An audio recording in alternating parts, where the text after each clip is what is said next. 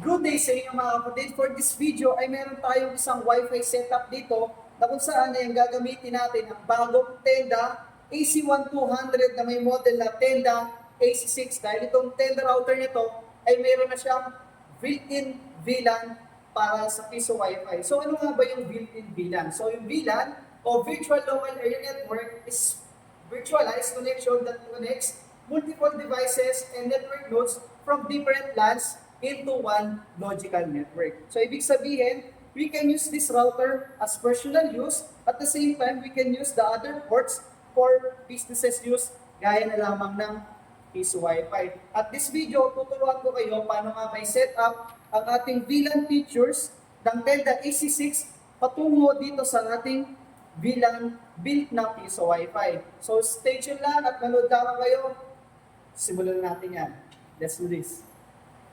This video, isa-set up muna natin ang ating piso Wi-Fi. So meron tayo ditong piso Wi-Fi vending machine at meron tayo ditong tenda AC6. So paano natin siya isa-set up?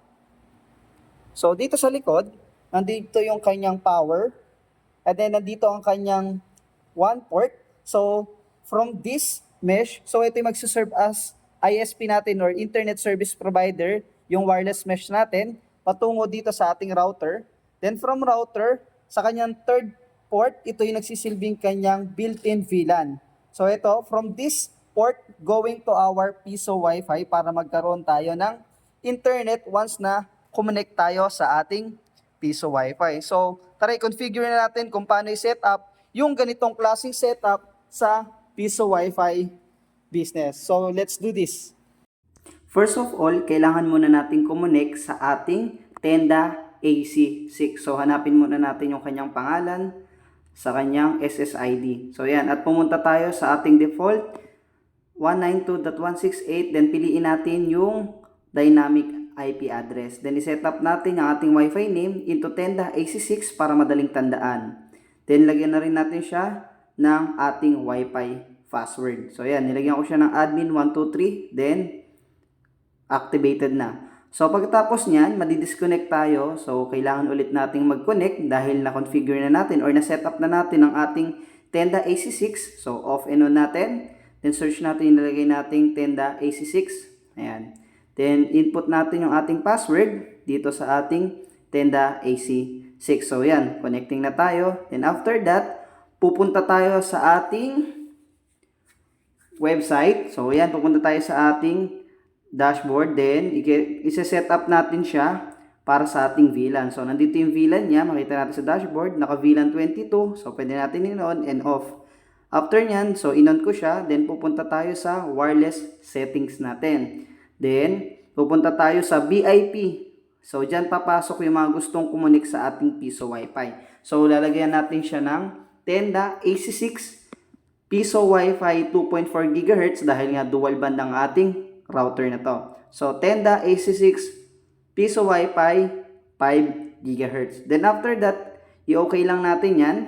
So, dito makikita nyo rin yung ating bandwidth. So, kung gaano kabilis yung pwede nyong ibigay, pwedeng unlimited or pwedeng limited. So, yan, save na natin yan. Pagtapos nating i-set up, pumunta na tayo sa ating Wi-Fi settings. So, connect tayo sa ating Tenda AC6 piso Wi-Fi 2.4 GHz. So, hanapin natin dito. So, ayan. Kukonect tayo sa ating Tenda AC6 piso Wi-Fi. Then, magdadirect tayo sa ating piso Wi-Fi settings. So, ayan. Dito, mag-insert tayo ng coins. So, mag-insert ako dito ng 1 peso. So, ito yung coin rate natin. Ayan, mag-insert ako ng 1 peso coin. So, equivalent to 10 minutes. Yan, mag-insert lang muna tayo ng coin. Then after that, go online for 10 minutes. Then itetest natin kung gaano nga ba kabilis yung internet natin sa ating piso Wi-Fi using Tenda AC6. So yan, connected tayo. So yan, i-speed natin. Speed test natin kung gaano nga ba kabilis yung ating Tenda AC6 in terms of piso Wi-Fi vending machine. So sinet natin to into unlimited. So, ayan. Nearby tayo o malapit tayo sa piso Wi-Fi natin. So, first test natin, nakakuha tayong 76 at 48 Mbps.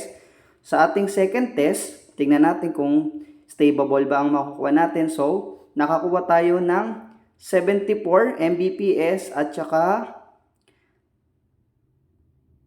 65 Mbps. So yun, napaka-smooth, napakabilis na in terms of Piso Wi-Fi business.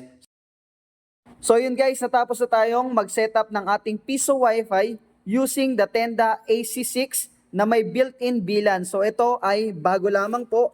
At the same time, ito yung pinaka-affordable at pinakamurang router o Wi-Fi router sa Pilipinas na meron ng built-in VLAN na magagamit natin as personal use at sa ating business as use gaya na lamang ng ating Piso Wi-Fi. Sa mga naghahanap nito, available po siya sa ating mga official store at saka sa ating online store sa Shopee at Lazada. So hanggang dito na lamang po. Nawa ay may natutunan kayo. Maraming salamat.